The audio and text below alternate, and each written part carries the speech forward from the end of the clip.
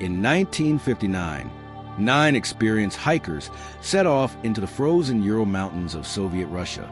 They were young, smart, and prepared, but they never returned. What rescuers found weeks later defied all explanation. Their tent, ripped from the inside, bare footprints in the snow, leading into the forest. Some of them barefoot, some missing eyes, one missing her tongue, and some with bones crushed so badly it was as if they'd been hit by a car, yet no external wounds. This is the Dyatlov Pass Incident. The expedition begins. January 1959. Igor Dyatlov, a 23-year-old radio engineering student, leads a group of 9 fellow hikers on a 300-kilometer trek through the Ural Mountains. They were all experienced mountaineers from the Ural Polytechnic Institute.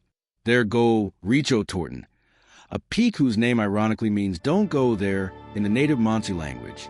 The team kept journals, took photos. Everything seemed fine until the night of February 1st. They set up camp on the slopes of Kolosyakul, the mountain of the dead. No one would ever hear from them again. The discovery. When they didn't return by February 12th, search teams were sent.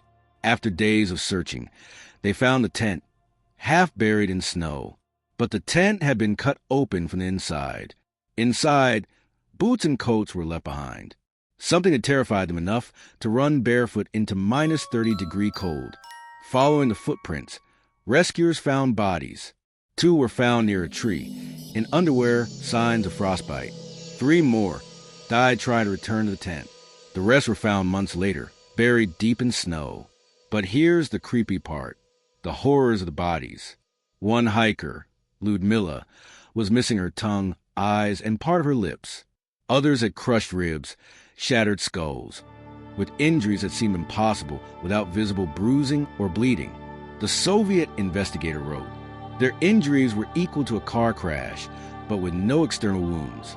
Also, their clothes were found to have traces of radiation. And near the tree, branches were broken 15 feet high, as if someone had climbed it in terror. No one had signs of struggle or attack, just panic and death, theories and whispers.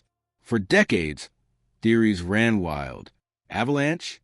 But experts said slope angle was too mild and the tent wasn't buried. Military testing? The area was near secret Soviet weapon zones. Could they have witnessed something? UFOs?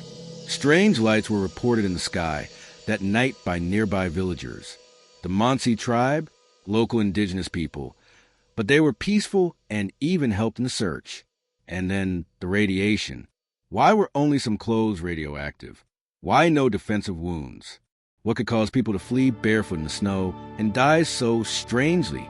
The official answer. In 2019, after 60 years, Russia reopened the case. Their conclusion? An unusual type of slab avalanche. They said snow had slowly shifted, crushing some hikers and forcing the others to flee. But many experts and families don't buy it.